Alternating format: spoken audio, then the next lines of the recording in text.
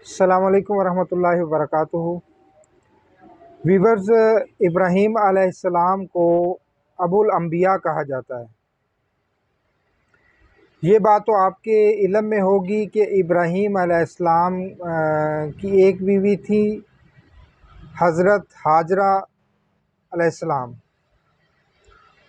اور دوسری ان کی جو زوجہ محترمہ تھی وہ تھی سارہ سلام علیہا۔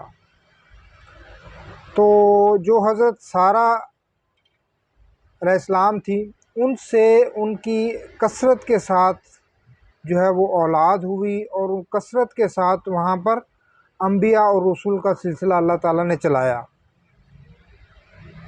حضرت ابراہیم علیہ السلام کی جو زوجہ محترمہ تھی سارہ، ان سے حضرت اسحاق علیہ السلام پیدا ہوئے۔ اس کے بعد ان کے بیٹے یعقوب پیدا ہوئے، پھر یوسف آئے، ایوب علیہ السلام آئے، یونس آئے، موسیٰ علیہ السلام آئے، اسی طرح ہارون علیہ السلام، حضرت الیاس علیہ السلام، یسع، حضرت داود علیہ السلام، اور حضرت سلیمان علیہ السلام۔ اس کے بعد پھر زکریہ علیہ السلام، حضرت یحییٰ علیہ السلام، اور حضرت عیسیٰ علیہ السلام۔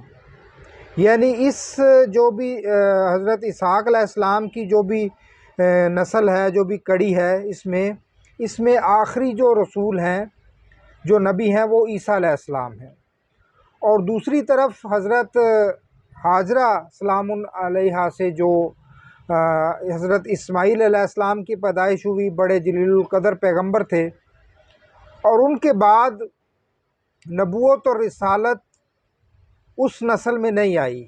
یعنی اسماعیل علیہ السلام کی اولاد میں نبوت اور رسالت پھر ملی ہے ہمارے آخری رسول اور نبی حضرت محمد صلی اللہ علیہ وسلم، جن کی پیدائش مکہ مکرمہ میں ہوئی۔ یعنی وہ حضرت اسماعیل علیہ السلام کی اولاد میں سے ہیں۔ تو اس اعتبار سے کچھ فرق جو ہمارے سامنے نظر آتا ہے، ہم سمجھتے ہیں کہ یہاں پر پیغمبر نہیں ہیں۔ حضرت اسماعیل علیہ السلام کے بعد جو ہے وہ حضرت محمد صلی اللہ علیہ وسلم ہیں، جو اس کائنات میں اللہ تعالیٰ کے آخری پیغمبر ہیں۔ ان کے بعد کوئی بھی پیغمبر نہیں ہو سکتا۔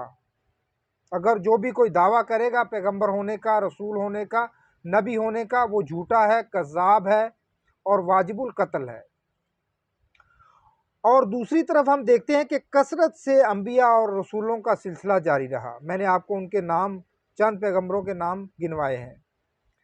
اب یہاں پر جو گیپ ہمیں نظر آتا ہے، یعنی حضرت اسماعیل علیہ السلام اور حضرت محمد صلی اللہ علیہ وسلم کے درمیان کوئی نبی نہیں ہے، کوئی رسول نہیں ہے۔ تو اس میں جو حکمت مجھے نظر آتی ہے وہ یہ ہے کہ اللہ تعالیٰ نے،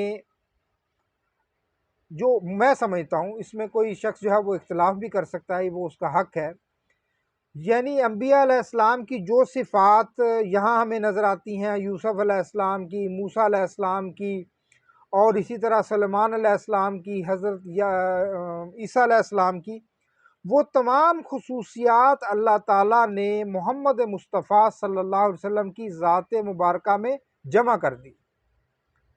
کیسے؟ دیکھیں، حضرت موسیٰ علیہ السلام کو اللہ تعالیٰ نے معجزہ دیا کہ انہوں نے اپنے عصا کے ذریعے شق البحر کیا، یعنی سمندر کو پھاڑ دیا۔ یہ ان کا ایک معجزہ ہے، ان کی ایک شان ہے۔ دوسری طرف ہمارے نبی مکرم صلی اللہ علیہ وسلم، جن کو آخری رسول بنایا، ان کی شان کیا ہے؟ انہوں نے اپنے انگلی کے اشارے سے چاند کے 2 ٹکڑے کر دیے، شق القمر کر دیا۔ اب یہ مماثلت ہمیں نظر آتی ہے۔ اسی طرح موسیٰ علیہ السلام نے اپنے عصا مبارک سے پتھر پر ضرب ماری اور اس میں سے پانی نکل آیا، یہ ان کا معجزہ تھا۔ اور دوسری طرف ہم دیکھتے ہیں کہ محمد رسول اللہ صلی اللہ علیہ وسلم کی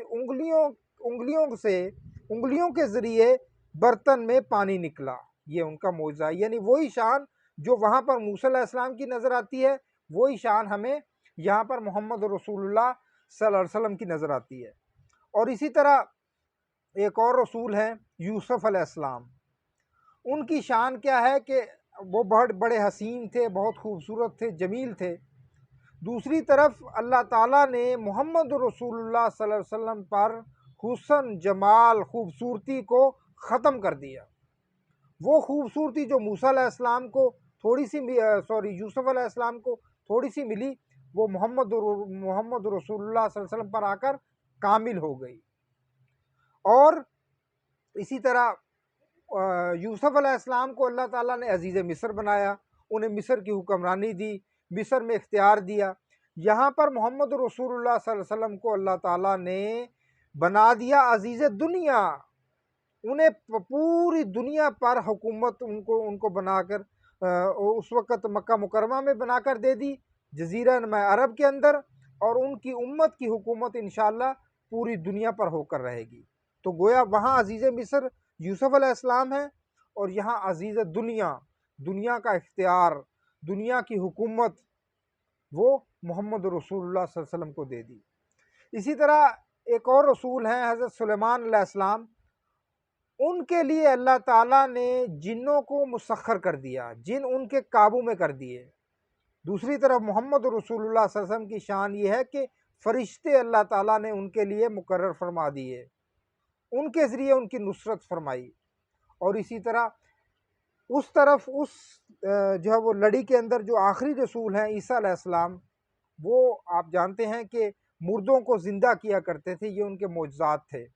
اور اس طرف ہمارے رسول صلی اللہ علیہ وسلم مردہ دلوں کو زندہ کیا کرتے تھے، یعنی وہ تمام شان جو عیسیٰ علیہ السلام کے پاس تھی، وہ محمد رسول اللہ صلی اللہ علیہ وسلم کے پاس بھی وہی شان موجود ہے۔